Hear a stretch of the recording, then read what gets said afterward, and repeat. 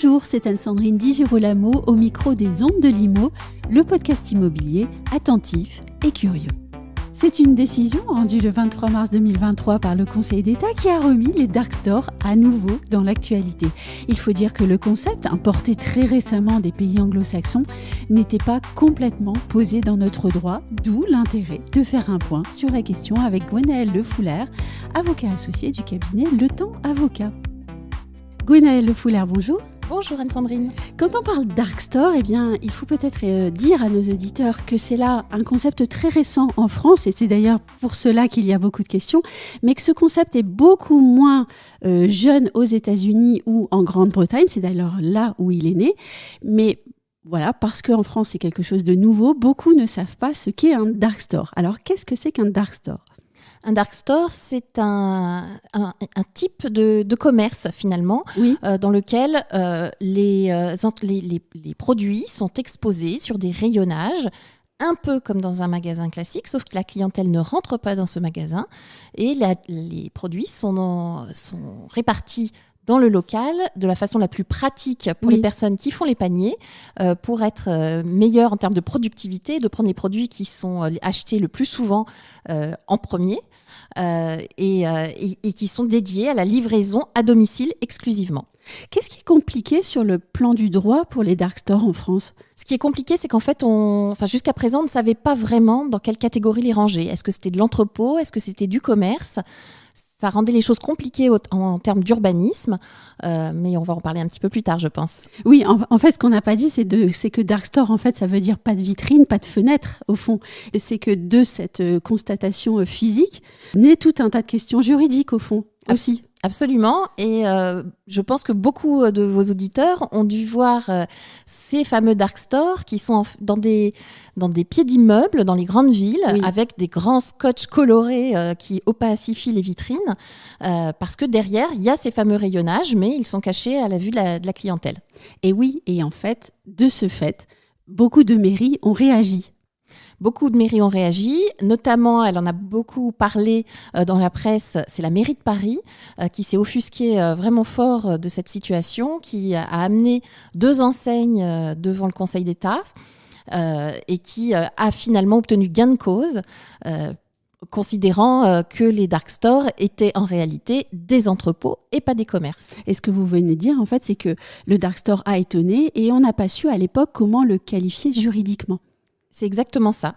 Dans le code de l'urbanisme, on a des destinations qui sont listées, précisément 5 types de destinations avec des sous-destinations.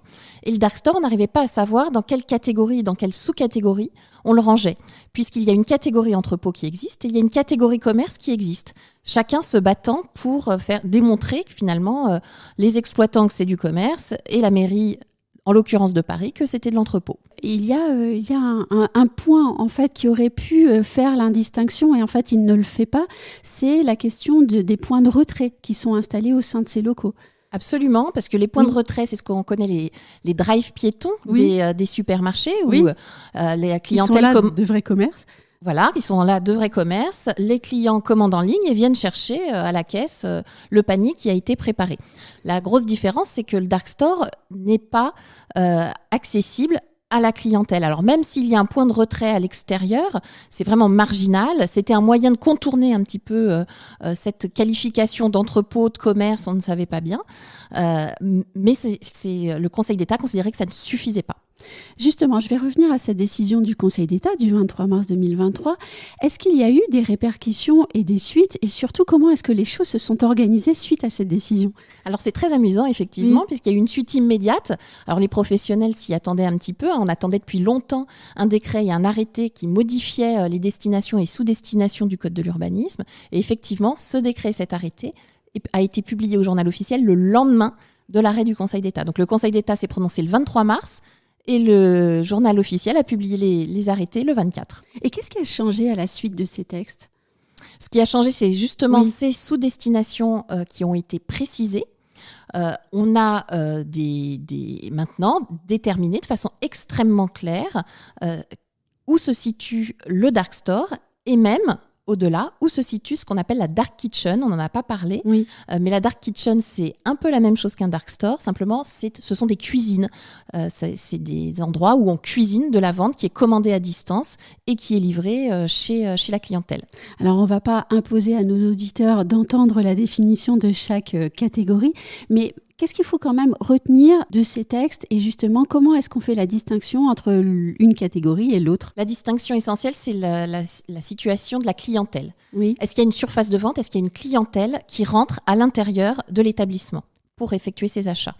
Donc ça, c'est finalement assez simple à comprendre. C'est extrêmement simple, effectivement. Et en pratique, alors, comment est-ce qu'on fait quand on a un projet de dark store ou de dark kitchen ? Quels sont les critères à prendre en compte ? Les critères à prendre en compte, il faut regarder, pour s'implanter, qu'est-ce que le PLU permet ? Parce que on a beaucoup parlé du PLU de Paris, qui rend impossible les implantations de ce type d'établissement en pied d'immeuble d'habitation. C'est pour ça que ça a été sanctionné, mais si dans une commune, l'implantation d'un entrepôt en pied d'immeuble est possible, le dark store est tout à fait possible. Donc il faut que celui qui veut exploiter un dark store vérifie le PLU pour regarder en termes d'urbanisme si son projet est possible. Il faut qu'il regarde également le règlement de copropriété pour savoir... C'est très important. C'est très important. Je sais que vous êtes très sensible à ce sujet-là. Le règlement de copropriété qui va permettre de déterminer quelles sont les activités possibles.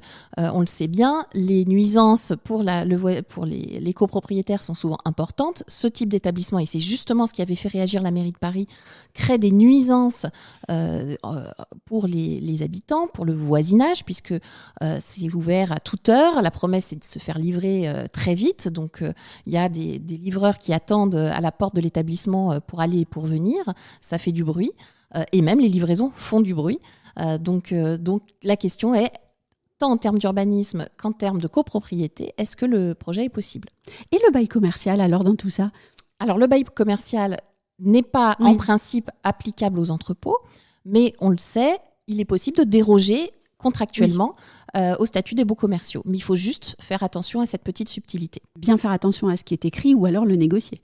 Absolument. J'ai une dernière question. Est-ce que le dark store risque de perdurer dans les écosystèmes urbains français ?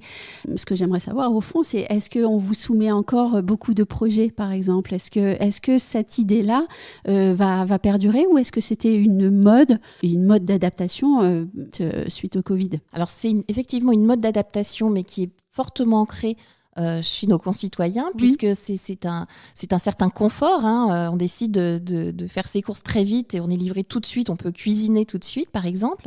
Ça va perdurer. En tout cas, il va y avoir toujours le même besoin. Simplement, les opérateurs vont avoir plus de mal à s'implanter. Dans Paris, aujourd'hui, on voit des vitrines ex-dark store qui sont fermées. Donc, on a bien senti que les effets de cet arrêt du Conseil d'État. Donc, probablement, pour le moment, j'ai moins de dossiers qui viennent à mes oreilles, mais probablement que c'est une forme de commerce qui est en mutation et qui va trouver une autre façon de se réinventer. Pour le moment, je ne la connais pas encore. Merci beaucoup, Gwenaëlle. Merci Anne-Sandrine.